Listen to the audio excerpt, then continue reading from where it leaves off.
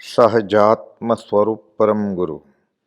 શોભન સોરઠ દેશ વિશેરે સાગર કેરે તીર બંદર વાણિયા માહે પ્રગટ્યા બંદર વાણિયા માહે પ્રગટ્યા વર્તમાન મહાવીર રે અતિશયશાળી શુભ સંસ્કારી જ્ઞાન અવતારી રત્નત્રયદાતા શ્રીમાન રવજી મહેતાના આત્મજ શ્રી દેવા અંગજાત જબક દેવીના પ્રાણપતિ પ્રભુ શ્રીમાન સુખના ભ્રાતરી દીજે અમને તારી અહો ઉપકારી જ્ઞાન અવતારી રત્નત્રયદાતા. વર્તમાન મહાવીર રાય સિદ્ધાર્થ વંચ વિભૂષણ ત્રિશલા રાણી જાયો રે અજ અજરામર સહજાનંદી ધ્યાન ભુવન ધ્યાયો રે ગાયો રે ગાયો વીર જિનેશ્વર ગાયો રે ગાયો રે ગાયો રાજરાજેશ્વર ગાયો રે. આ થાય પ્રથમ નમો ગુરુરાજને. એને કહ્યું હું બીજો મહાવીર છું. એ મહાવીર તો ઓમ નમઃ સિદ્ધેભ્ય અકર્તા થઈ ગયા છે. હવે મહાવીરને ઓળખનાર મહાવીરને ન ઓળખે ત્યાં સુધી જીવને અધ્યાત્મ હાથ લાગે નહીં.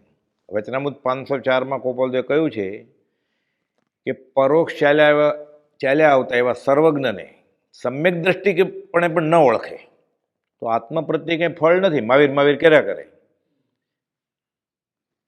મહાવીર શું છે તો ખબર નથી. વ્યવહારે ખબર હોય ત્રિશલા રાણીનો જાયો સિદ્ધાર્થ રાજાનો પુત્ર નાગ આવેલો કરડવાન પછી પાપ કર્યો બુચ ચંડ કૌશિક બુપ. તો કુપાલદેવનું તો આખું જીવન ખબર છે આપણને. એટલે મહાવીરને ઓળખનાર મહાવીર મળે બ્રહ્મચારીજી કહે છે તો મહાવીરનું ઓળખાણ થાય. કુપાલદેવ પોતે પોકાર કર્યો એ દુષ્યમકાળના દુર્ભાગ્ય જીવો તમે મહાવીરને ગોતો છો રામને ગોતો છો અહીંયા આવો ગેલેરીમાં ઊભા છે. વચનામૃત 27 અને વચનામૃત 680નો રોચક ઇતિહાસ એ જોઈએ આપણે. વચનામૃત 27 તો 20મે વર્ષે લખ્યો છે. એમાં વાત એવી છે કે કુપાલદેવ જન્મથી જ ત્યાગ વૈરાગના સંસ્કાર લઈને આવેલા ઉત્કૃષ્ટ સંવેગ અને નિર્વેદ.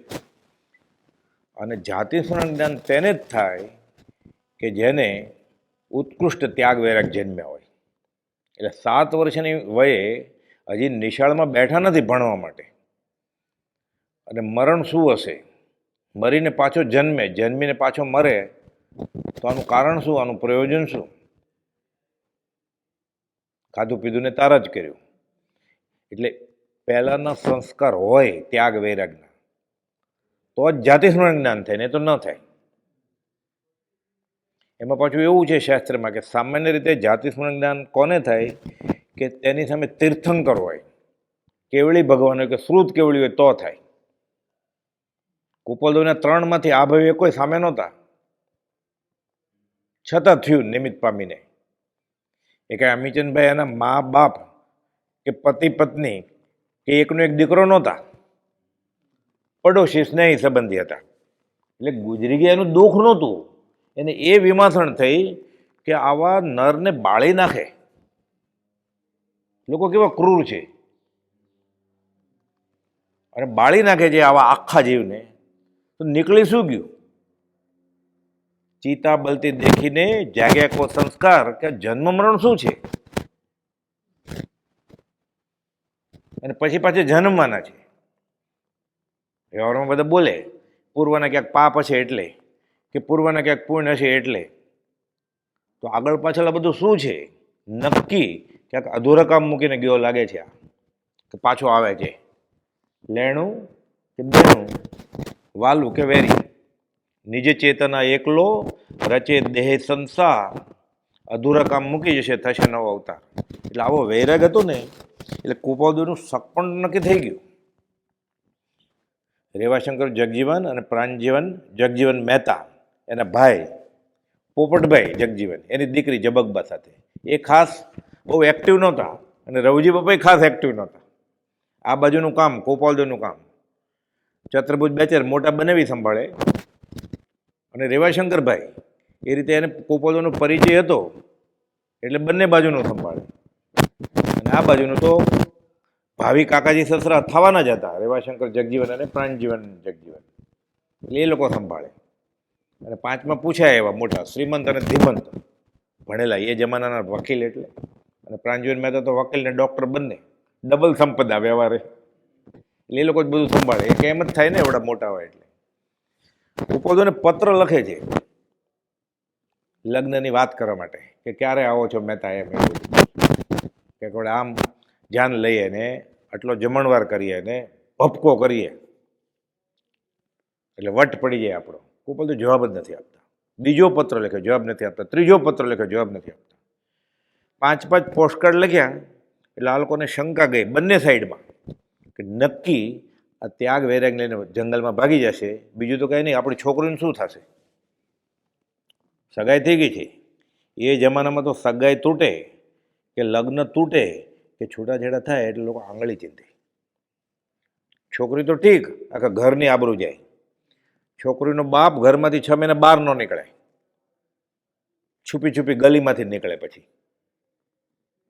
અને બારીની તિરાડમાંથી બધું જોવે. હવે તો સહજ થઈ ગયું છે, તને છીક આવી, મને ખાંસી ઉધરસ આવી, નથી રમવું. હવે એવું થઈ ગયું છે વેસ્ટર્ન સંસ્કૃતિ પ્રમાણે.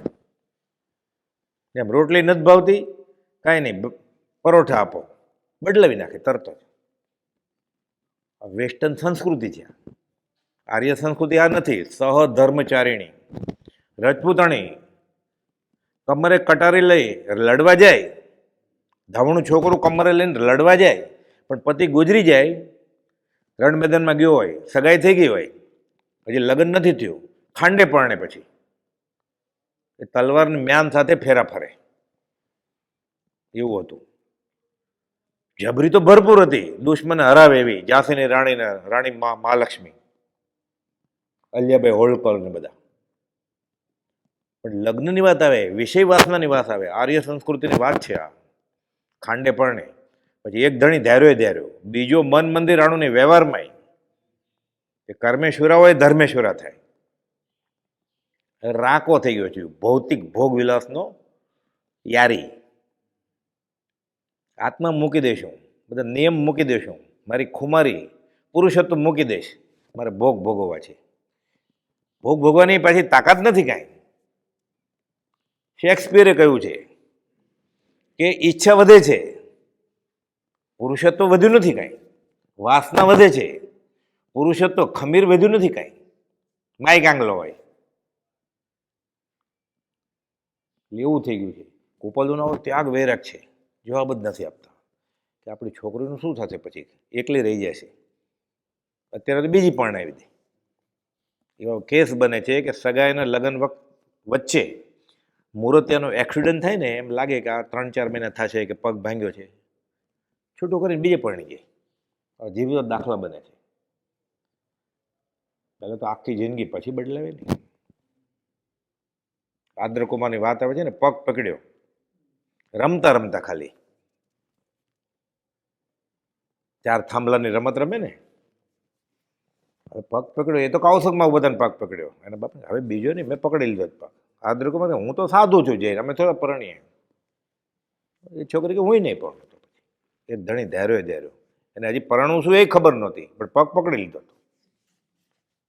આ સંસ્કૃતિ આર્ય સંસ્કૃતિ, સહધર્મચારિણી.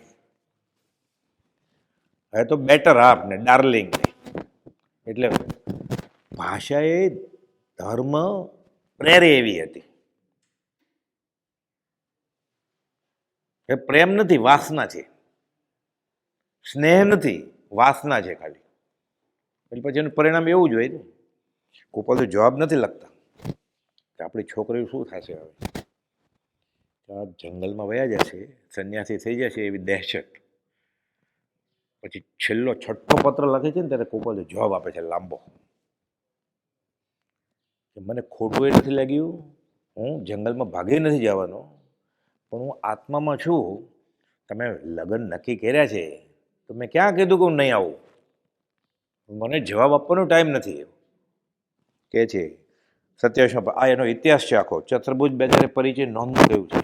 5-5 પત્ર લખી જવાબ ન આપે, કાર્ડ ઉપર કાર્ડ ઉપર કાર્ડ, ઈસ્ટ ઇન્ડિયા કંપનીના કાર્ડ, જવાબ જ નથી આપતા, તાર કરે જ. પછી ગજબ પર નાખશો તો શું થશે? એટલે ગોપાલ તો જવાબ આપે છે, મહાશય તમે મોટા માણસ છો, કે મને માન છે તમારા ઉપર, તમારી પત્રિકા પહોંચી હતી, વિગત વિદિત થઈ, મને ખબર પડી તમે આટલા બધા પત્રો કેમ લખો છો. ઉત્તરમાં મને કોઈ પણ પ્રકારે ખોટું લાગ્યું નથી. મનાવે ને પછી કાંઈ ખોટું નથી લાગ્યું ને, કે વધારે દહેજ જોતી હોય તો કહેજો, ગોઠવણ કરશું.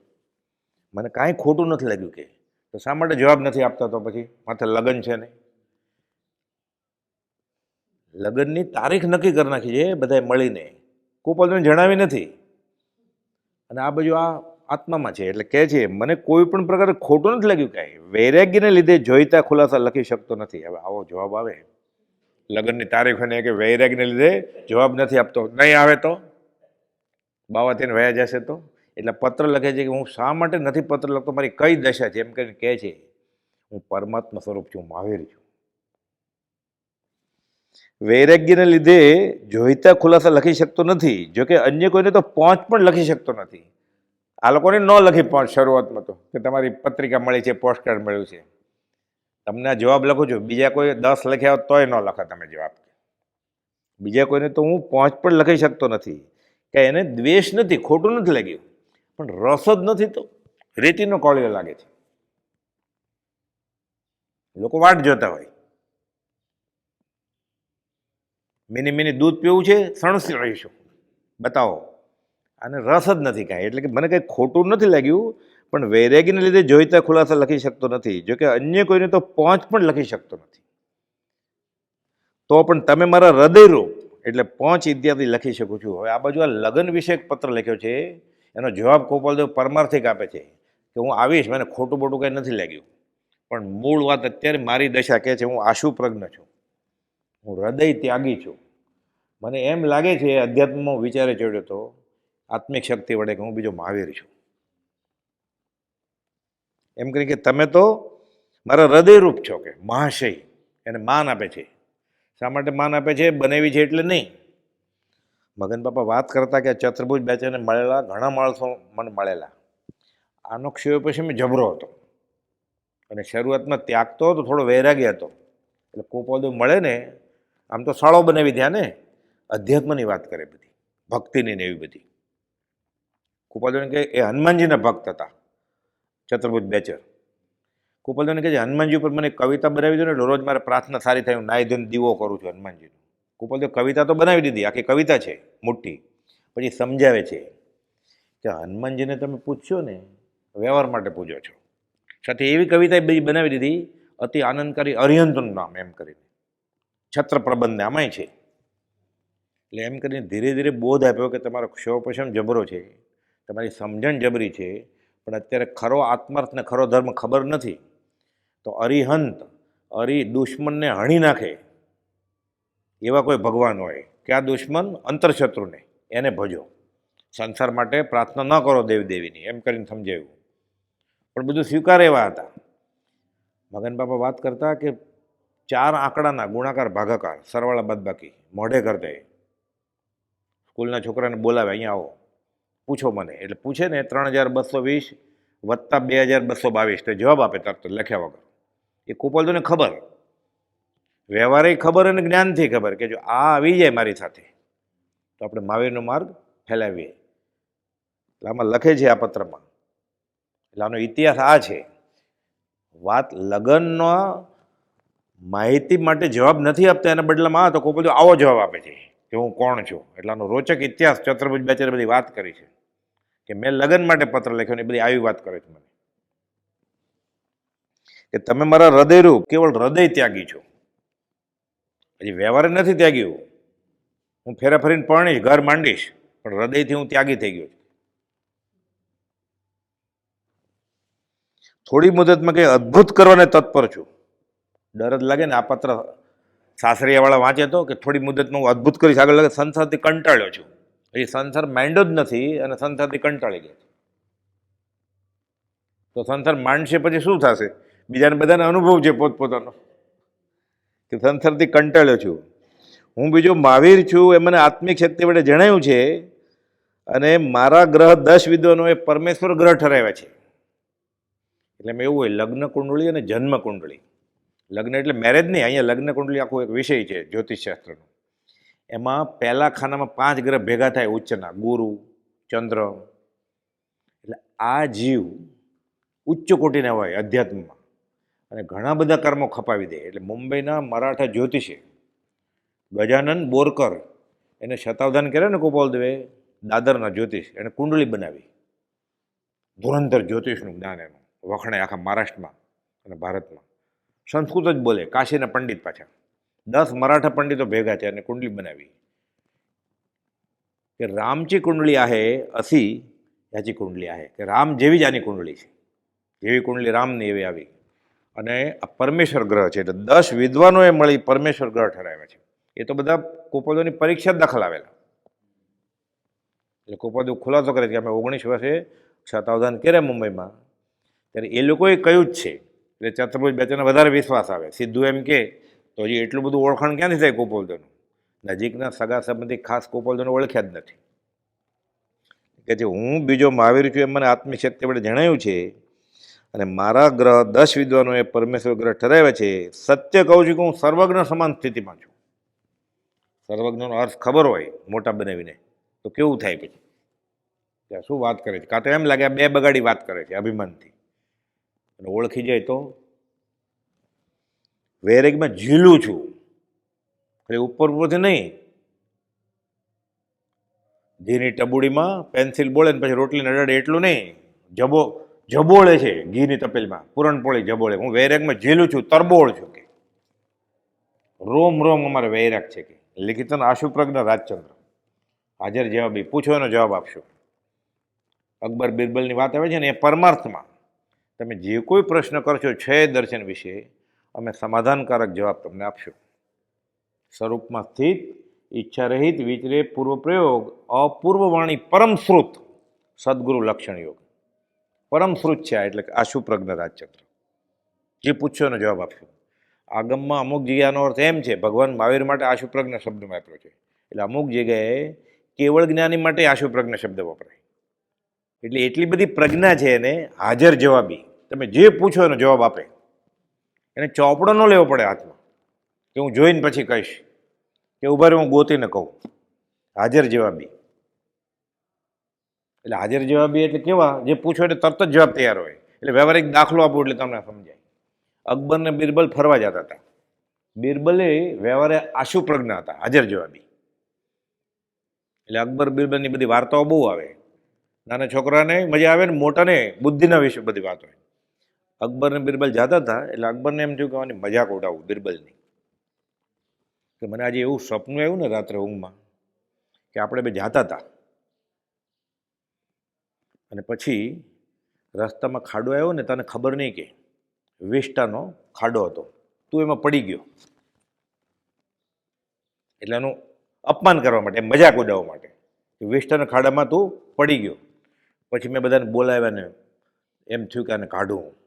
અને એટલી વારમાં હું તને મદદ કરવા ગયો કે તો બાજુમાં પગ લપસ્યો ને એટલે સાકરના ખાડામાં હું પીડ્યો. તે બધું સાકરનું પાણી હતું કે. બિરબલ કે મને આ સપનું એવું શું વાત છે કે? પણ એવું હતું કે પછી આપણે બે નીકળ્યા ને તો એકબીજાને ભેટ્યા ને ચાટવા માંડ્યા. એટલે અકબર તો બિરબલની મજાક ઉડાવતા હતા. બિરબલે હાજર જવાબ આપ્યો કે મને આવું જ પ્રકારનું સપનું હતું જહાંપના. પણ પછી આપણને બહાર કાઢ્યા એટલે આવો અંદર પડ્યા હતા કે એવો ડર લાગ્યો હતો, મનને ઓલું થઈ જાય ને કે આમાં ક્યાં પડ્યો. એટલે હું તરત ભેટી પડ્યો, ચાટવા માંડ્યો કે. અને અકબર તો સાકરના કુંડમાં પડ્યા હતા. એટલે મેં સાકર ચાટીને તમે વિષ્ટા ચાટી. આવી રીતે જવાબ આપતા હાજર જવાબી કહેવાય. ઓલો મજાક કરવા આવેલા રાજા બોલતા બંધ કરી દે ને પછી જડવાટ તોડ જવાબ આપે, આશુપ્રજ્ઞ કહેવાય. સામેવાળો મૌન થઈ જાય. એ કુપોલદેવ તો પરમાર્થની વાત કરે છે, વ્યવહારમાં એવા જવાબ આપ્યા છે કુપોલદેવ. એક ભાઈ બીડી પીતા હતા અને આરામ ખુરશીમાં લાંબા પગ રાખીને બેઠા હતા, અને કુપોલદેવ સત્સંગમાં, એને કંઈ રસ નહીં અધ્યાત્મમાં, પણ બધા વાત કરે ને ધર્મની, મોક્ષની એવી. કહે છે ને ભાઈ મોક્ષ કેમ થાય? પગ લાંબા, પગ ઉપર પગ, બીડી પીતા પીતા, ધુવાડા કાઢતા કાઢતા. કોઈ આમને આ સ્થિતિમાં બેઠા રહ્યો, તમે હલ્લો જ નહીં, હાથમાં બીડી પકડી રાખો, એ પૂરી સળગી જાય તોય તો મોક્ષ થઈ જાય. કેમ સ્થિર થઈ શકે? બીજા કોઈ પૂછ્યું, મેરુ પર્વતની ઊંચાઈ કેટલી હશે? એને કંઈ મતલબ નહોતો, આગમ વાંચ્યા નહોતા કાંઈ. કુપોલદેવ કહે છે, તારે કોન્ટ્રાક્ટ લેવો છે? ગમે એટલી હોય કે. ત્રીજો કોક આવ્યો પૂછવા, પૃથ્વી ગોળ છે કે સપાટ? ભણેલો છે વ્યવહારમાં, ભણવામાં આવ્યું હોય ભૂગોળમાં કે પૃથ્વી ગોળ છે. જૈન ધર્મ એમ કે છે સપાટ છે, થાળ જેવી, ત્રાસ જેવી. હવે એને જવાબ આપત કે લાડવા જેવી, કે કલિંગર જેવી, કે સોપારી જેવી, થાળી કે ત્રાસ જેવી. એટલે વિકલ્પ તો રહેવાના જ હતા. કોઈ તને કેમાં ફાયદો? મોક્ષે જવામાં તું સાચો પુરુષાર્થ કરીશ તો પૃથ્વી ગોળ છે કે સપાટ છે આડી નહીં આવે. આ તો અરૂપી આત્મા છે, તને ક્યાં આડી આવશે? એટલે વ્યવહારે એવા જવાબ આપતા ને સામેવાળાને અધ્યાત્મ તરફ ખેંચાણ થાય એવું કરતા. અને પરમાર્થ વિશે કોઈ પણ પ્રશ્ન પૂછે. આગમમાં લખેલું છે કે જૈન દર્શનના ઉપાધ્યાય હોય ને, જે ઉપદેશક થયા હોય જાહેરમાં, એ 6 દર્શનના જાણ હોવા જોઈએ. કોઈ આવીને કે અમારો વૈષ્ણવ ધર્મ સાચો છે, અમારો બૌદ્ધ ધર્મ સાચો છે, ના તમે ખોટા અમે સાચા, એમ કે તો વયો જ જાય ને. એને વ્યવસ્થિત રીતે સમજાવે કે અમે શા માટે સાચા, અને વ્યવસ્થિત રીતે સમજાવે કે તમારી ક્યાં ત્રુટિ છે. 6 દર્શનનો અભ્યાસી હોય. તો કુપોલદેવ તો પૂર્ણ પુરુષ હતા. એટલે કહે છે, હું કેવળ હૃદય ત્યાગી છું, બીજો મહાવીર છું, સર્વ પ્રકારે સર્વજ્ઞ છું, આશુપ્રજ્ઞ છું. અને પછી કહે છે આગળ કે મારે મહાવીરનો માર્ગ ફેલાવો છે આ પત્ર, અને મારે ચુનંદ શિષ્યો જોઈએ છે. અને માર્ગ ફેલાવો એ બધા ભેગા થાય તો એના માટે ક્યાંક બંધારણ હોવું જોઈએ, કોન્સ્ટિટ્યુશન. એટલે કે એક જ દિવસમાં અમે 700 મહાનીતિ લખી છે. વચન સપ્તશતી, 19મું વચનામૃત. કે આ માર્ગમાં જે આવે, મહાવીરનો મૂળ માર્ગ ફેલાવવા માટે એને આ બધા નિયમ પાળવાના.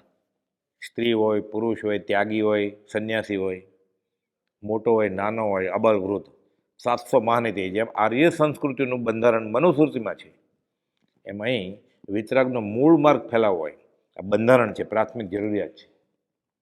સ્ત્રીએ કેમ વર્તવું, પુરુષે કેમ વર્તવું, સ્ત્રીએ પુરુષ સાથે કેમ વર્તવું, પુરુષે સ્ત્રી સાથે, મા બેન સાથે કેમ વર્તવું, પરણેલો હોય તો કેમ વર્તવું, કુંવારો હોય તો કેમ વર્તવું, ત્યાગી હોય તો કેમ વર્તવું, બધા નિયમો છે. એક જ દિવસમાં લખ્યા. એ 700 બોલ આપણે કોપી કરીએ તો એક દિવસમાં પૂરા ન થાય. અને કે તમે મારા હૃદયરૂપ છો, મારે તમને મુખ્ય શિષ્ય કરવા છે.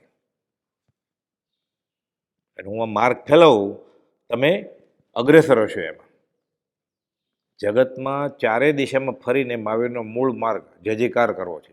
એના માટે ચુનંદા શિષ્યો જોઈએ ને. કહે છે કે અત્રે એ ધર્મના શિષ્યો કર્યા છે, એ ધર્મની સભા પણ સ્થાપન કરી છે. અને મહાવીરે તેના સમયમાં મારો ધર્મ કેટલાક અંશે ચાલતો કર્યો હતો. એટલે અભિમાન નથી કર્યું. અત્યારે જે હું વાત કરું છું તમને, એ જ ધર્મ ત્યારે મહાવીર સામે કહેતા હતા એમ. પણ એમ તે અભિમાન કર્યું છે કે મારો ધર્મ મહાવીરે લીધેલો. અત્યારે જે હું તમને કહું છું કે એ જ ધર્મ મહાવીર સામે ત્યારે પ્રરૂપેલો. હવે એ જ પુરુષનો માર્ગને ગ્રહણ કરીને હું શ્રેષ્ઠ ધર્મ સ્થાપવાનો છું. તમે મારા શિષ્ય થજો. કે આખી સૃષ્ટિમાં પર્યટન કરીને એ ધર્મ પ્રવર્તાવીશું. તમે મારા હૃદયરૂપ અને ઉત્કંઠિત છો. એટલે અદ્ભુત વાત દર્શાવી છે. એમ કરીને કહી દીધું કે હું મહાવીર છું અને તમે મારા. એટલે આ બાજુ લગ્નની વાત છે ને આ બાજુ આ પત્રનો રોચક ઇતિહાસ છે કે કુપોલદેવને આ જ સુયોજિત રીતે બધું ગોઠવવું છે કે મારે નીકળી કેમ જાઉં. કે અહીંયા ઘણા શિષ્યો કર્યા છે અને કહે છે કે હમણાં જે શિષ્યો કર્યા છે તેને સંસાર ત્યાગવાનું કહીએ ત્યારે ખુશીથી ત્યાગે. એની ના નથી, ના આપણી છે. કે કેમ કે પોતાને ખબર છે કે ભૌગોલિક કર્મનો ઉદય છે એટલે હમણાં એ સંસાર છોડી શકે એમ નથી. એટલે કહે છે હમણાં તેઓની નથી, ના આપણી છે. હું ધર્મના સિદ્ધાંતો દ્રઢ કરી સંસાર ત્યાગી તેઓને ત્યાગાવીશ. પછી કહે છે આશ્વાસન રૂપે, કદાપી હું પરાક્રમ ખાતર થોડો સમય નહીં ત્યાગું. એટલે હું ઘરે માંડીશ.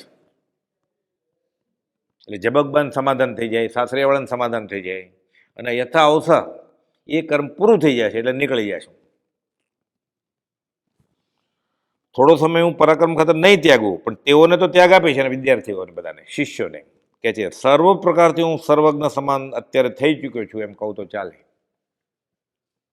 એટલે આ કહેવા માટે અને એને ખેંચવા માટે કે લગ્ન તો ઠીક, તમે અહીંયા આવી જાઓ મારી પાસે મારા શિષ્ય તરીકે, અને આપણે યોજના કરીએ. મારી આગળ અહીંયા 100-200 તો શિષ્યો છે કે જુઓ તો ખરા સૃષ્ટિને કેવા રૂપમાં મૂકીએ છીએ.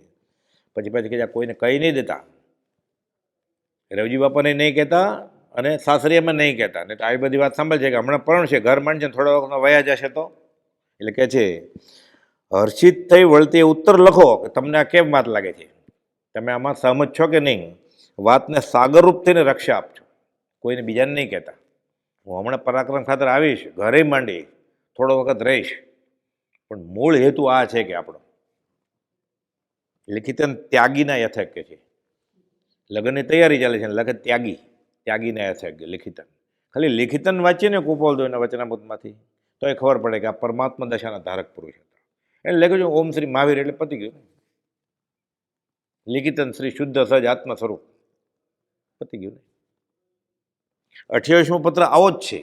લખે છે પ્રિય મહાશય, એમાં લખે છે કે તમે ફિકર નહીં કરો, સ્મૃતિમાં રાખજો કે હું કોઈને નિરાશ નહીં કરું. એ જબકબાને નિરાશ નહીં કરું. હું ઘર માંડીશ, પરણીશ, એની ફેરા ફરીને ઘરે માંડીશ. સસુર પક્ષવાળા નહીં, ભાગી નહીં જાઓ એ રીતે અધવચ્ચે કીધા વગર. હું કોઈને નિરાશ નહીં કરું. અને તમે ધર્મ સંબંધી તમારા વિચાર દર્શાવ્યા ઉત્તમ કર્યું છે. કોઈ પણ પ્રકારથી અડચણ નહીં આવે. પછી વાત વ્યવહારની નહીં, પરમાત્માની જ કરે છે કે પંચમ કાળમાં પ્રવર્તન કરવામાં જે ચમત્કારો જોઈએ તે એકત્ર છે અને થતા જાય છે. અમારી આગળ બધા ચમત્કાર છે. વાત તો આ જ કરે છે, કહી દીધું કે હું લગ્ન કરવા આવીશ, કોઈને નિરાશ નહીં કરું. એટલે એ વાત બાજુમાં રાખો કે મૂળ વાત આ છે કે પંચમ કાળમાં પ્રવર્તન કરવામાં જે ચમત્કારો જોઈએ તે એકત્ર છે અને થતા જાય છે. હમણાં એ સગળા વિચારો કેવળ પવનથી પણ ગુપ્ત રાખજો. આપણે એમ કહીએ ને વાત લઈ જાય, કોઈને કહેતા નહીં. તમે સાગરરૂપ થઈને રક્ષા આપજો.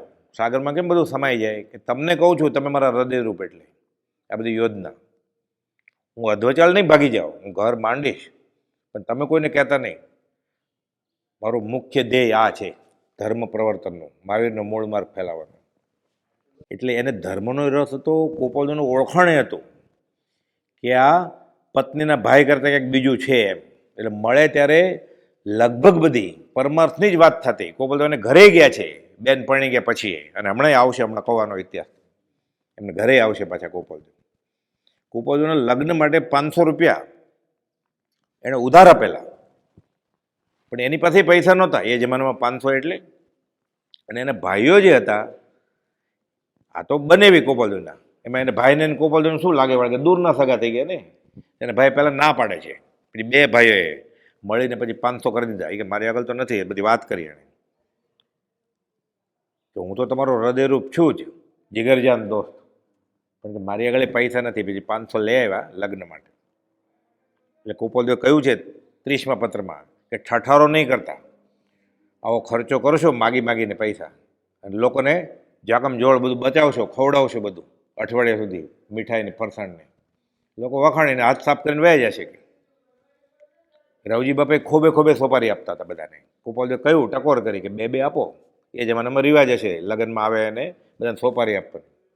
રીસાઈ ગયા લગ્નના દિવસે. એટલે ચતુર્ભુજ બેચને કહે છે હું કોઈને નિરાશ નહીં કરું, પણ તમે આ વાત પવનથી ગુપ્ત રાખજો. આ કૃત્ય સૃષ્ટિ પર વિજય પામવાનું જ છે. હું લગ્ન કરતો આવીશ, પણ પરમાત્મા હું ફેલાવવાનો જ છું. પછી વાત એવી આવી છે, ચતુર્ભુજ બેચર કહે છે કે ફરીવાર મારે ઘરે આવ્યા ગોપાલ. પત્ર આપો તો મેં લખેલો એ કીધું ને બધી વાત ગુપ્ત રાખજો. એટલે સંતાડીને રાખેલા પત્ર 27-28 આપ્યા. એમાં હું બીજો મહાવીર છું, લાલ કલરની કલમ લઈને અંડરલાઈન કર્યું એને. હવે મૂકી દો તિજોરીમાં પાછો.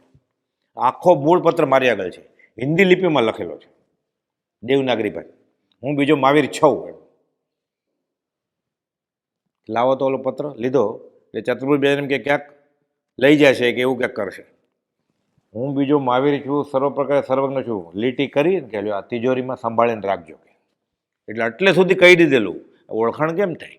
આપણે એમ ખુલ્લું લખ્યું છે હું બીજો મહાવીર છું, તો આપણે હજી ગોતીએ જ ને ભગવાનને.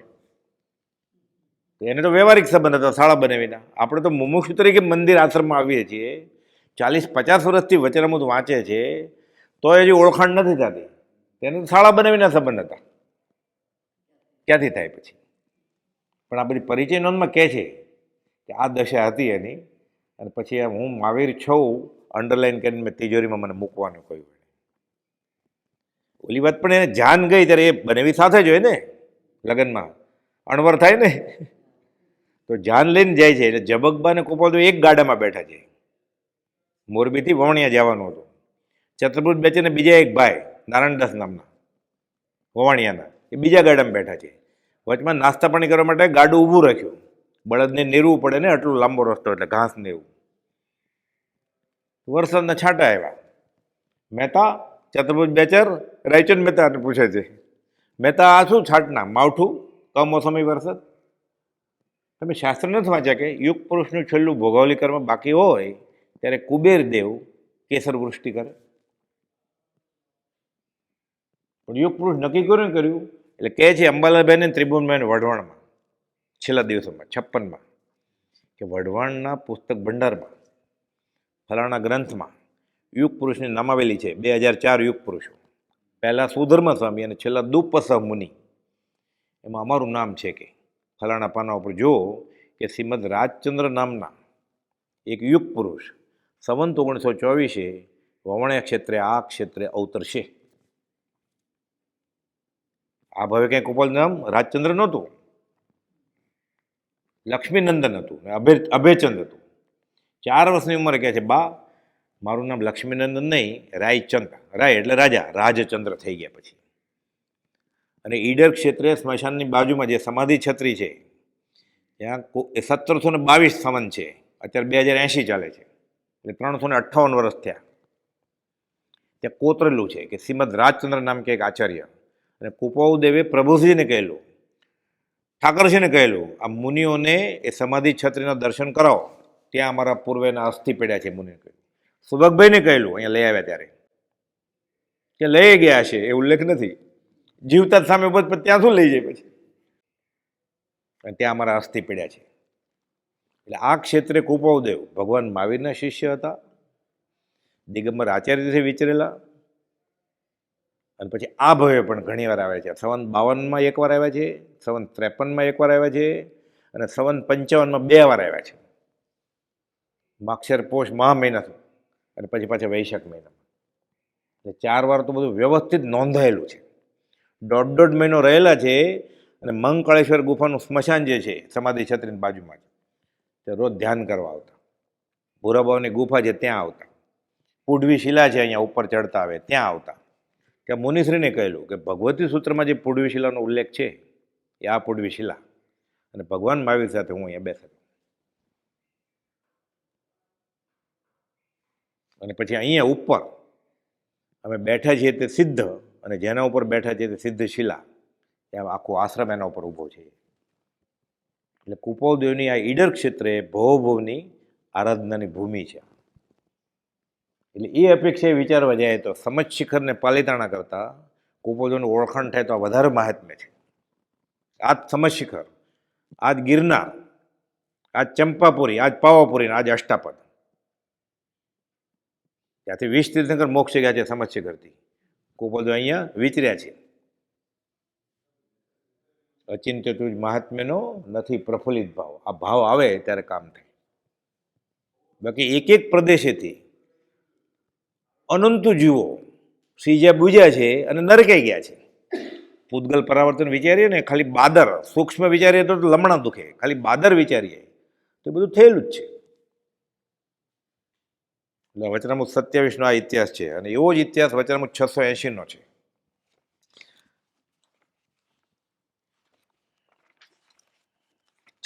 માં પત્રમાં કુપાઉદેવે 9 વાર લખ્યું છે કે પોતે ભગવાન છે, અને લખ્યો છે આ પત્ર ચૈત્ર સુદ 13 સંવંત 1952 મહાવીર જયંતિના દિવસે. એમાં કુપાલદેવ મુંબઈ ક્ષેત્રે છે, પાયધુનીમાં.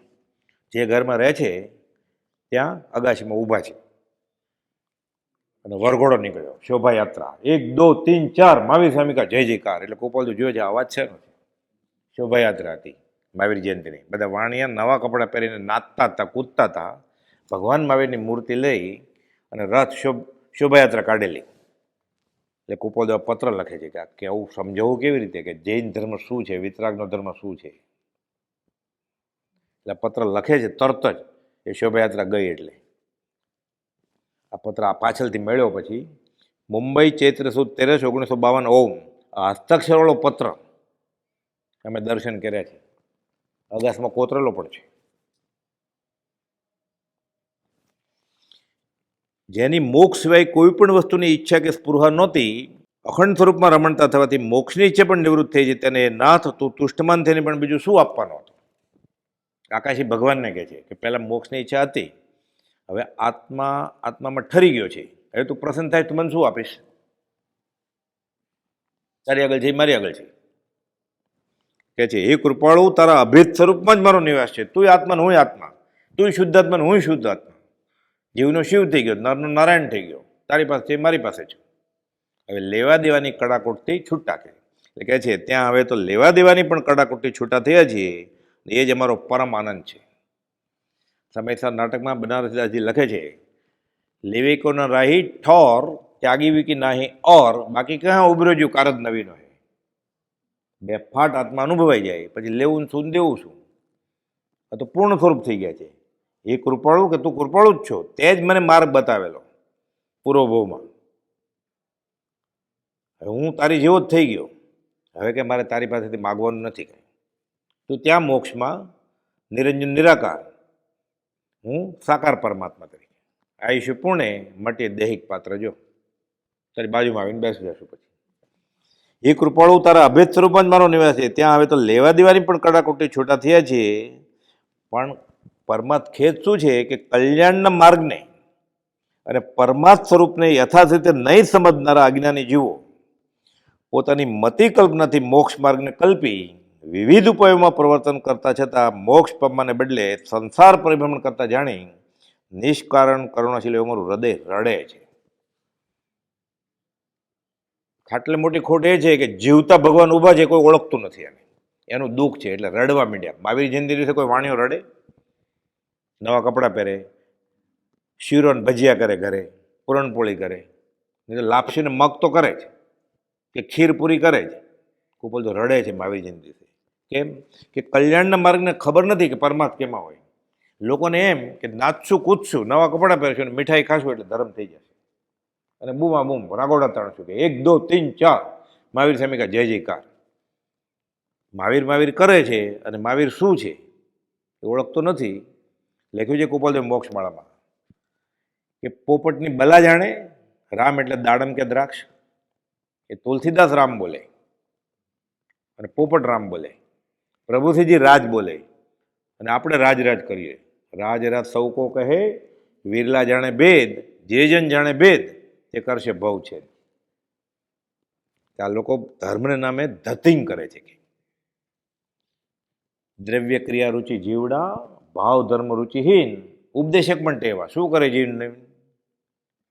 દેવચંદ્રી મહારાજ ચંદ્રાનંદ ભગવાનના સ્તવનમાં લખે છે, ચંદ્રાનંદજી સાંભળજો અરદાસ મુજ સેવક ભણી, કે મારી અરજ સ્વીકારો, અહીંયા કોઈ સાંભળે એવો નથી. કે ધર્મને નામે લોકો નાચ ગાન સ્વાદિષ્ટ ભોજન રંગ રાખથી જીવે છે અને કૃતકૃત્ય માને છે. છૂટશે ક્યારે કે કોને ગળે ઉતરે? આજે કુપાલદેવના માર્ગમાં એને ક્યાંથી ગળે ઉતરે? રોશની, ગાનતાન, સ્વાદિષ્ટ ભોજન, રંગ રાગ જરૂર માનજો. આ કુસંગ છે કુપાલદેવ કહે, સત્સંગ નથી. શિક્ષાપટ 24 મોક્ષમાળાનો સત્સંગનો પાઠ છે. આ વિચારે પડ્યું છે એટલે લોકો મૂળ માર્ગથી લાખો ગાવ દૂર વયા ગયા છે. એ મહાવીર જયંતિ દિવસે કુપાલદેવ બળાપો કાઢે છે, એટલા પત્ર લખવો પડ્યો કુપાલદેવને. આનો રોચક ઇતિહાસ આ છે. કરવું શું હવે? પોકાર કરે છે શાસક રસિક દેવીને કે તારી ફરજ છે ધર્મની પ્રભાવના કરવાની, કાં એવો યોગ આપ અને કાં મારી ઈચ્છા જ વહી જાય તો હું આત્મામાં તો ઠરી જાઉં. આ તો અહીં આવ્યો ભલું કરવાનું, લોકોનો રસ નથી કંઈ. એટલે કે જે વર્તમાને વિદ્યમાન વીરને ભૂલી જઈ, જીવતા મહાવીર ઊભા છે એને ભૂલી જઈ, ભૂતકાળની ભ્રમણમાં 24માં તીર્થંકર વીરને શોધવા અથડાતા જીવોને મહાવીરનું દર્શન ક્યાંથી થશે? મહાવીર અહીંયા ઊભા છે અને ભૂતકાળમાં ગોતે છે 2500 વર્ષ પહેલાના. અત્યારે વર્તમાનમાં જ્ઞાનીને ન ઓળખે તો નિરંજન નિરાકાર થઈ ગયેલા ભગવાનને 2500 વર્ષ પહેલાને ક્યાંથી ઓળખે? તો લાખો કરોડો વર્ષ પહેલા થઈ ગયેલા ઋષભનાથ ભગવાનને કેવી રીતે ઓળખે? તો અનંત 24 ગાયા કરે, કેવી રીતે ઓળખે? તો સમજાવવાનો ઉપકાર શો? અને સમજે તો સમજે જીન સ્વરૂપ. એટલે કે છે ઓ દુષ્મકાળના દુર્ભાગી જીવો, આપણને બધાને પરમાર્થ ઠાવ કે દુર્ભાગ્ય. આપણને એમ છે કે આપણે સદભાગી છીએ. છોકરાને લગ્ન હોય એટલે લખે પરમ કૃપાદેવની અસીમ કૃપાથી, ઋષભનાથ ભગવાનની કૃપાથી, કુલ દેવતાની અસીમ કૃપાથી, કે શ્રી મહાવીરાય નમઃ, શ્રી ઋષભનાથાય નમઃ, શ્રી પરમ કૃપાદેવ નમઃ. પછી દેવ ધાર્યા હોય, દેવી ધારી હોય, એનું નામ લખે કુલ દેવતાની કૃપાથી. ભગવાન મહાવીરની અસીમ કૃપાથી અમારા છોકરાના ફલાણાની છોકરી સાથે લગ્ન છે. સંસાર વધાર્યો ભગવાને, કૃપાળુ દેવે તારો. એટલે કે એ દુર્ભાગ્ય જીવો, ખરું સુખ તમને ખબર નથી. ખરું સુખ શામાં છે? ભાવનાવદમાં આખો પાઠ લખ્યો છે, પહેલો જ. ખરું સુખ શામાં છે? ઓ દુષ્મકાળના દુર્ભાગી જીવો, ભૂતકાળની ભ્રમણાને છોડીને વર્તમાને વિદ્યમાન એવા મહાવીરને શરણે આવો એટલે તમારું શ્રેય જ છે. કે તમારે કલ્યાણ કરવું છે એટલે મહાવીર જયંતિ ઉજવો છો, તો અહીંયા આવો. નાચવા કૂદવાનું બંધ કરીને કોણ સાંભળે? કુપોલ કહે છે વગડામાં પોક, રણમાં પોકાર કરે. તો જ્ઞાની થાકતા નથી. 1000 વાર પૂછે કે તો જ્ઞાની કે થાકે નહીં. કોઈ પામે મુમુક્ષુ વાત, પર વસ્તુમાં નહીં મૂંઝવો, એની દયા મુજને રહી ગઈ. માત્ર કેવું પરમાર્થ હેતુથી. એને કાળજામાં ઘણા કોડ ભર્યા છે, લઈને આવ્યા જ બધું, કોઈ ઘરાક જ નથી. કેવું દુઃખ થાય. એટલે કે જેવો દુષ્મકાળના દુર્ભાગી જીવો ભૂતકાળની ભ્રમણને છોડી અને વર્તમાને વિદ્યમાન એવા મહાવીરને શરણે આવો એટલે તમારું શ્રેય જ છે. આગળ હજી ખુલાસો કરે કે સંસાર તાપથી ત્રાસ પામેલા આપણે બધા આદિ વ્યાધિ ઉપાધિ, શરીરનું દુઃખ હોય કે ઉંમર થઈ ગઈ ને ગોઠણ બહુ દુખે છે, કમર બહુ દુખે છે, હવે હલાતું નથી, ખવાતું નથી, ખાવું તો બહુ છે, ચવાતું નથી, દાંત કામ નથી આપતા, સંભળાતું નથી, બેરા થઈ ગયા, દેખાતું નથી, મોતિયાનું ઓપરેશન કર્યું તોય પછી તકલીફ છે. એટલે વ્યાધિ ઉપાધિ, સગા સંબંધી કે છોકરાને લગ્ન નથી થતા, આ ભણતો જ નથી છોકરો, નવું ઘર લેવું છે, કાંઈ જામતું નથી, એટલે પૈસા નથી, ધંધો કાંઈ ચાલતો નથી, એટલે ઉપાધિ. આદિ મનનું દુઃખ, એટલે આદિ તો ત્રણેયમાં છે. આદિ મનનું દુઃખ, વ્યાધિ શરીરનું દુઃખ, એમાં આદિ તો છે જ. પછી એમાં આદિ નહીં, આખી આદિ છે એમાં ઉપાધિ. શરીરનું દુઃખ હોય એટલે મનનું દુઃખ હોય જ ને, એટલે ઉપાધિ વળગણ છે બધું. એટલે આદિ વ્યાધિ ઉપાધિ કે દુખિયારા છો બધા. સંસાર તાપથી ત્રાસ પામેલા એકંત દુઃખે જરીએ વલ્લોએ. સંસારમાં આ દુઃખનું સોલ્યુશન છે નહીં. ખારા પાણીની આ મહાસાગર છે. આ ગમે ત્યાંથી પસલી ભરીને લેશો એ ખારું જશે. આગમનું વાક્ય છે એકંત દુઃખે જરીએ વલ્લોએ. આખો સંસાર ત્રિવિધતાથી બળી રહ્યો છે. તનુધારી કોઈ ન સુખ્યા, જે દીઠા તે દુખિયા રે. હોય જ દુઃખી, ખબર નથી એ બફમમાં છે એટલે દુઃખ લાગતું નથી. બે જણા દુઃખી ન હોય, એ બફમમાં હોય એ દુઃખી ન હોય, ને કાં જેને શાઈક સંકિત થઈ ગયું એને દુઃખ ન હોય. કે આરસીને જેમ જોતા હોય, દ્રષ્ટા ભાવે કે આ શરીરનું દુઃખ છે, મારું નહીં. સુખ દુઃખરૂપ કર્મફળ જાણો, નિશ્ચય એક આનંદો રે. ચેતનતા પરિણામ ન ચૂકે, ચેતન કહે જીનચંદો રે. જે સહજ આત્મસ્વરૂપ થઈ ગયા છે એને દુઃખ ન લાગે, એને પરમાર્થ દુઃખ છે ખાલી. કે આ લોકોને બધું મળે છે, હું આપું છું તો એ લેતા નથી. એને આપણા દુઃખે દુઃખી છે, એને દુઃખ નથી પોતાનું. મુમુક્ષુ જીવોનું કલ્યાણ કરવા માટે અમે કલ્પ વૃક્ષ જ છીએ. ઈચ્છિત ફળ આપે. સંકિત જોઈએ જ, શાઈક સંકિત જોઈએ જ, કેવળ જ્ઞાન જોઈએ જ, છૂટી જવું છે, પરમ સમાધિ શાંતિ જોઈએ છે તો હું આપું. કે વધારે શું કહું, આ વિષમ કાળમાં પરમ શાંતિના ધામરૂપ અમે બીજા શ્રી રામ અથવા શ્રી મહાવીર જ છીએ. મર્યાદા પુરુષોત્તમ રામ. અત્યારે ઓમ નમઃ સિદ્ધેભ્ય, સિદ્ધ ભગવાન છે રામ, હનુમાને મોક્ષે ગયા છે જૈન રામાયણ પ્રમાણે. શ્રી મહાવીર જ છીએ, કેમ કે અમે પરમાત્મા સ્વરૂપ થયા છીએ. 27મા પત્રમાં લખ્યું, હું સર્વ પ્રકારે સર્વજ્ઞ છું, આશુપ્રજ્ઞ છું, હૃદય ત્યાગી છું. લિખિતનમાં લખ્યું ત્યાગીને અથજ્ઞ, અને લખ્યું હું બીજો મહાવીર છું. અહીંયા ફરી વાર લખ્યું 9 વાર કે હું ભગવાન છું, હું બીજો રામ છું. વધારે શું કહેવું, આ વિષમ કાળમાં પરમ શાંતિના ધામરૂપ અમે બીજા શ્રી રામ અથવા શ્રી મહાવીર જ છીએ, કેમ કે અમે પરમાત્મા સ્વરૂપ થયા છીએ. આ અંતર અનુભવ આપણે એમ લાગે ને આવું બધી વાત કરે છે, ઘરબારી છે આપણી જેમ ધંધો કરે છે, બાપાને મની ઓર્ડર મોકલે છે, છોકરીને તેડે છે, ભગવાન હોય એટલે ખુલાસો કરે છે. આ અંતર અનુભવ પરમાત્માપણાની માન્યતાના અભિમાનથી ઉદ્ભવેલો લખ્યો નથી, માત્ર કહેવું પરમાર્થ હેતુથી. કોઈ પામે મુમુક્ષુ વાત પોકાર કરે છે, એક જણને કે લાગશે તો મારી મહેનત વસૂલ કે. ભાવ શું છે, સમય માત્રના અનવકાશે સમસ્ત લોક આત્માવસ્થા પ્રત્યે, સમસ્ત લોક સ્વરૂપસ્તો 430માં લખે છે. આ અંતર અનુભવ પરમાત્માપણાની માન્યતાના અભિમાનથી ઉદ્ભવેલો લખ્યો નથી, પણ કર્મબંધનથી દુઃખી થતા જગતના જીવોની પરમ કારુણ્ય વૃત્તિ થવાથી તેમનું કલ્યાણ કરવાની તથા તેમનો ઉદ્ધાર કરવાની નિષ્કારણ કરુણા એ જ આ હૃદય ચિતાર પ્રદર્શિત કરવાની પ્રેરણા કરે છે. અને ખુલાસો એટલો કરવો પડે કે સામેવાળો જીવ જો કદાચ આમાંથી અંશે ઓળખે કે આની પાસે ક્યાંક છે, તો આજ નહીં તો પછી ને ભવે છૂટી જાય, બી રોપાઈ જાય. પ્રભુજી કહેતા ઇલાયચીનું બી છે, આગળ જતા ઉગશે. એટલે મરતા પહેલાં શ્રદ્ધા થઈ જાય કે આણે જે કહ્યું છે એ શાશ્વત સુખનું કારણ છે. હમણાં આચરણમાં આવે એમ નથી, પણ શ્રદ્ધા કરી લે તો આ ભવે કે ભાવિ એવા કાળે પછી એનું ફળ પાછું મળશે. કુપલદેવ પોતે કહેલું મુનિઓને, આગાખાનને બંગલે, પછી ભીમનાથની જગ્યામાં ગયા ત્યાં. હા એટલે બી વાવીએ છીએ, ખોતર કરતા નહીં, આગળ જતો ઉગશે. અને પ્રભુથી કહેતા ઇલાયચીનું બી સડે નહીં, કે અત્યારે ભક્તિ કરી લે જેટલી થાય એટલી. કોઈ પૂછે તમારી સાથે હું આવી જાઉં ત્યાગ દીક્ષા લઈને, તો કાંઈક લાંબો નખ નથી બધે કાપી નાખીએ, કે ભીસા એટલે વાળ નથી બધે કાપી નાખીએ, કે એ તો ઉદય છે ત્યારે કે. પણ જ્ઞાનીએ જે સાચું માન્યું છે એ સાચું, જ્ઞાનીએ ખોટું માન્યું છે ખોટું. આશય વર્તે સદગુરુ લક્ષ, સમકિત અને ભાખ્યું કારણ ગણી પ્રત્યક્ષ. એટલે કહે છે આ અંતર અનુભવ પરમાત્માપણાની માન્યતાના અભિમાનથી ઉદ્ભવેલો લખ્યો નથી, પણ કર્મબંધનથી દુઃખી થતા જગતના જીવોની પરમ કારુણ્ય વૃત્તિ થવાથી નિષ્કારણ કરુણાથી. ભક્તિનો કરતા છે માટે મારો છે એમણે માન્યું નથી. તેમનું કલ્યાણ કરવાની તથા તેમનો ઉદ્ધાર કરવાની નિષ્કારણ કરુણા એ જ આ હૃદય ચિતાર પ્રદર્શિત કરવાની પ્રેરણા કરે છે. આ લખ્યું ને પછી નીચે લખે છે લિખિતનમાં ઓમ શ્રી મહાવીર. પછી ખબર પડી આ કોકના હાથમાં જશે પત્ર, તરત જ કહે છે આ તો મુંબઈના ઝવેરી છે, છોકરી રમાડે છે, ઘર માંડ્યું છે વવાણીએ, મને ઠેઠ મુંબઈ કમાવા આવ્યા છે. લખી નાખ્યું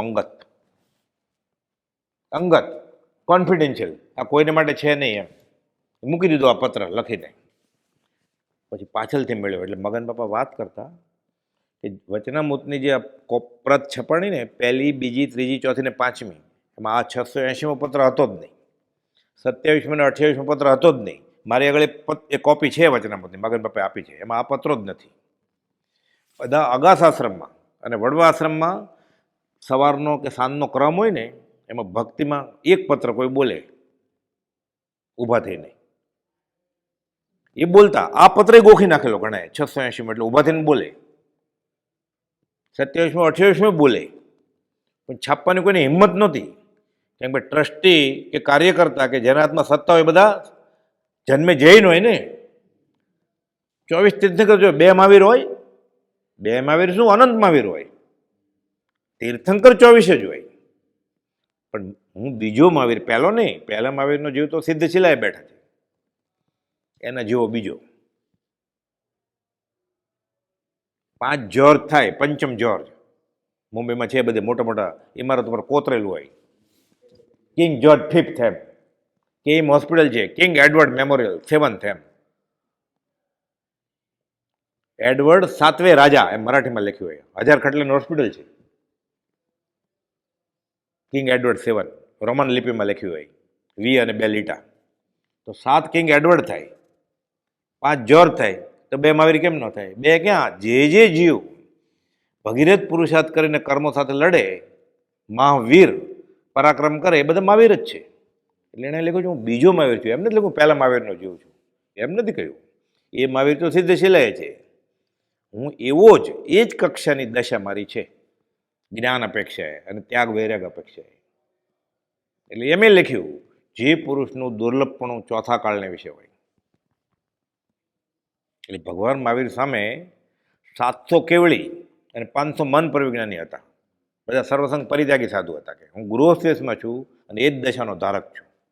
હું ચોથા આરામમાં મારી જેવી દશાવાળા ન હોય એમ કે હોય નહીં, ન હોય એમ લખ્યું એને.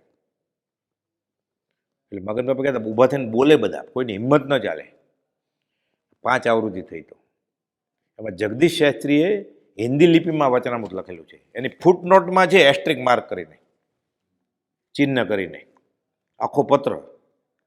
પણ પત્ર તરીકે છપાવવાની કોઈની હિંમત નહીં. ફૂટનોટમાં આખો પત્ર છે, એ મારી આગળ છે આખો, નીચે આમ નાના અક્ષરે, ડર લાગે એવી રીતે. 5 આવૃત્તિ પૂરી છે ને પછી સંવંત ઈસવીસન 1951 બ્રહ્મચારીજીના હાથમાં આવ્યું પરમ શુદ્ધ પ્રભાવક મંડળ, જે કૃપાલદેવે જ થાપેલું પહેલા, એ કૃપાલદેવના વચનોની પ્રભાવના કરવાની. છપાઈ કામની જવાબદારી બ્રહ્મચારીજીના હાથમાં આવી. બ્રહ્મચારી જન્મે વૈષ્ણવ, પણ પ્રભુશ્રીજી એને સમ્યક દર્શન છે એવી જાહેરમાં છાપ આપેલી કે એને લખ્યું એ મારે છપાવવું છે. એને સત્તા આવી 27મો, 28મો અને 680મો બે ધડક છપાવી નાખ્યું. કે અમને કંઈ વિકલ્પ નથી થતો. અમારા રામ અને કૃષ્ણ બંને ભગવાન પરણેલા હતા. જૈનય પરણેલા જ હતા 24માંથી 22, પણ એ વાણિયા ભૂલી ગયેલા એટલે છપાવતો નહોતા. છપાવ્યા પછી તો એ છપાણા, પછી એને કોતરાયું દિવાલમાં, અને હવે તો એનો વર્ગો શોભાયાત્રા કાઢે ત્યારે હોય પત્ર, એવું બધું. સંપ્રદાયનું આવું જોર હતું. અને હજી છે, હજી છપાયું તોય પછી મનમાં તો એમ જ હોય એ મહાવીર ભગવાન, આ ગુરુ. જ્ઞાની પુરુષ અને પરમાત્મામાં અંતર જ નથી. જે કોઈ અંતર માને તેને માર્ગની પ્રાપ્તિ વિકટ નહીં, પરમ વિકટ છે. 223મો પત્ર. સત્પુરુષમાં પરમેશ્વર બુદ્ધિ અને પરમ ધર્મ કયો છે. પરમેશ્વરમાં પરમેશ્વર બુદ્ધિ કરવાની છે તોય નથી થતી. પરમેશ્વર આકાશમાં ગોતે છે અને ગુરુ અહીંયા છે કે ગુરુ મેલી ગોવિંદ ભજે મીટે ને ગર્ભાવાસ. એના આનંદ જન્મ મરણ રહેશે જ. આત્મસિદ્ધની ગાથા છે 11મી. પ્રત્યક્ષ સદગુરુ સમ નહીં, પરોક્ષ જીન ઉપકાર. એટલે આકાશી અનંત 24 કરતાં શ્રીમદ રાજચંદ્રનો મારો પર વધારે ઉપકાર છે. આવું થાય તો, નહીં તો શું થાય? એવો લક્ષ્ય થયા વિના ઉગે ને આત્મવિચાર, સંકિત નહીં, અને આત્માનો વિચાર જ નહીં ઉગે. જો આકાશી ભગવાનને વિશેષ માનશે શ્રીમદ રાજચંદ્ર કરતા, તો આ શરત કોને મંજૂર છે? કોઈ જ નહીં. તો મુમુક્ષુ ક્યાં છે? એટલે લખ્યું જોગ નથી સત્સંગનો. બ્રહ્મચારી અર્થ કર્યો છે. જોગ તો છે, વચનામાં 1000 પત્રો છે. જોગ નથી સત્સંગનો, એટલે સત્સંગની યોગ્યતાવાળા જીવ નથી, એમ એવો અર્થ કર્યો છે બ્રહ્મચારી. બ્રહ્મચારીને દેહ વિલય પછી 13 ડાયરી મળી. એમાં એક ડાયરીમાં આવો અર્થ કર્યો છે કે યોગ્યતા નથી જીવની, સત્સંગ બધું મળ્યું. સકલ પદાર્થ હે જગમાં, પુણ્ય વિના જીવ પાવત નહીં. છે બધું જ. હરિનામ હીરા વેચાય, ખપ વગર ખરી કિંમત ન થાય, એવું થયું છે. એટલે આપણે તો હવે બોધગીર થોડી રહી. એટલે ભગવાન છે, સર્વજ્ઞ છે, પરમાત્મા છે. 9 વાર 680માં લખ્યું, 27, 28માં લખ્યું હું સર્વજ્ઞ છું, હું હૃદય ત્યાગી છું, હું બીજો મહાવીર છું. 255ના છેલ્લા પ્રકરણમાં 8 વાર લખ્યું કે હું ભગવાન છું. અમારો દેહ હરી છે, દિશા હરી છે, દેશ હરી છે, અમારું નામ હરી છે, રૂપ હરી છે, જાત હરી છે, કાળ હરી છે. હવે કેટલું કહેવું કે એટલે લખ્યું અમે અમારું સર્વ હરી જ છે કે આ કે ના બધું ના બધું. 167માં પત્રમાં ધર્મજના અંબારામ, જે પૂર્વભના પરિચય, ખંભાતના અંબાલાલભાઈ ત્રિભુવનભાઈને કિલાભાઈને કહે છે, અને જાઓ કયો કે અમે પૂર્વભવના સ્નેહને લીધે, એટલે પૂર્વભવમાં એ ગુરુભાઈ હતા બંને, ઓલા તો કબીરપંથી. એ 167માં પત્રમાં 14 વાર જ્ઞાનાવતાર લખ્યું છે કે નિસંદેહ જ્ઞાનાવતાર છે. એમ કહેજો કે તમે કોને માનો છો ધર્મમાં, તો કે અમારી પાસે જ્ઞાનાવતાર છે. આ પત્રમાં 14 વાર જ્ઞાનાવતાર લખ્યું છે 167માં. આગળ લખ્યું કે વધારે પૂછે તો કહેજો કે વ્યવહારમાં બેઠા છે પણ છે વિતરાગ. પણ પૂછે નામ સરનામું તો કહેજો કે મુક્તાત્મા છે એટલે નામઠામ ગામ નથી કાંઈ, વ્યવહારે તેમ છે પણ કહેવાની ના પડી. એટલે એમ કરીને કહી દીધું અંબાલાભાઈને કે અમે મુક્તાત્મા છીએ. અહીંયા જે પ્રભુજીને કહેલું ને ઈડરના ડુંગરે ત્યાં બેઠા છે તે સિદ્ધ અને અસિદ્ધ શિલા, સંવંત 1955 સમાગમના 5મે દિવસે, કે અહીં અમને સિદ્ધનું સુખ અનુભવાય છે. આ સિદ્ધ શિલાને અમે બેઠા છે આ સિદ્ધ એની ઉપર. મુનિ અમારા મને વિતરકમાં ભેદ ગણશો નહીં, એ તો આગળ ખાને બંગલે જ કહી દીધું હતું. અને ખંભાતના લલ્લુ ઝવેરને નગીનભાઈને કહેલું અમારામાં અને મહાવીર દેવમાં ફરક નથી, ફરક આ પેરણનો છે ખાલી. 779માં લખે છે લિખિતન શુદ્ધ સહજ આત્મ સ્વરૂપ, અને આ 680માં લિખિતનમાં લખ્યું છે ઓમ શ્રી મહાવીર. કેટલીક બતાવે. મગન બાપા સમજાવતા અમને કે છોકરો બહુ તોફાન કરે છે, કે બેટા તોફાન નહીં કરવાનું, આપણે ડાયે થઈને રહેવાનું. સ્કૂલના ટીચરની ફરિયાદ આવે છે કે તારા માસ્તરની ફરિયાદ આવે છે, માનતો નથી, માસ્તરનું માનવાનું, તારી માનું માનવાનું, મારું માનવાનું, હું તારો બાપ છું, માનતો નથી. પછી માસ્તર કેટલું કેટલું સમજાવ્યા કે માસ્તરનું નથી માનતો, માનું નથી માનતો, મારું નથી માનતો, પછી હું તારી માનો વર થાવ કે તોય ન માને. કેટલી વાર કહી દીધું હતું. હવે શું થાય? એ બોધ ગઈ ઓર થોડી રહી. એટલે રાજ સમરતું રાજ હૃદયમાં રાખીને માથા ઉપર મરણ ભમે છે, કાળ રહ્યો છે તાકીને. સહજાત્મ સ્વરૂપ પરમ ગુરુ. આ રોચક ઇતિહાસ છે 680 ને 27નો. આ મૂળ હસ્તાક્ષરમાં બંને પત્રો છે લખેલા, અંગત એવી રીતે.